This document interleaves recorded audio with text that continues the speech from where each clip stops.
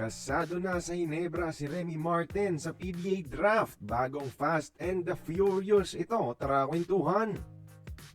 Naging good news ang pagdating ni Remy Martin sa strong group para sa Jones Cup mga idol. Ito ang unang beses na ire-representan niya ang ating bansa sa ibang international tournaments. At para sa iba, maaaring senyales na din ito ng transition ni Remy patungong PBA gaya ng mga PhilAms na ginamit ang strong group para makapagkilala sa PBA gaya nina Kaylan Tiongson, DJ Fenner at iba pa. Kaya hindi malabo na sasali na sa susunod na PBA draft itong si Remy sa 2027 mga idol.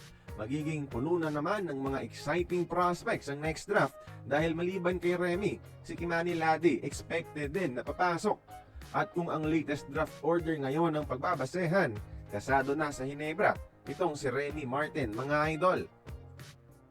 NLEX kasi ang may hawak ng possible first pick at siguradong mas pipiliin nila ang mas matangkad, mas versatile at mas batang si Kimani Laddy mga idol bilang number 1 pick. Especially dahil puno na sila ng mga star point guard sa posisyon nila.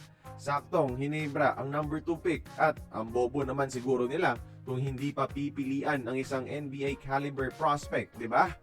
At kung itatambal nila si Remy kay RJ Barrientos, they can possibly create the best backcourt in the PBA ngayon at maaari pa ngang maging revival pa ito ng the Fast and the Furious tandem mga idol.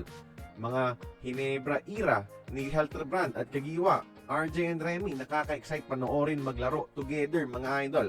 What a nice possibility. Siyempre, mangyayari lamang ito kung tutuloy nga ba sa PBA draft next year si Remy Martin.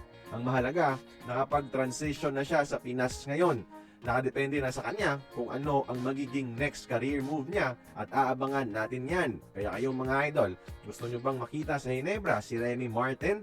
Join the conversation, magkomento lamang sa ibaba.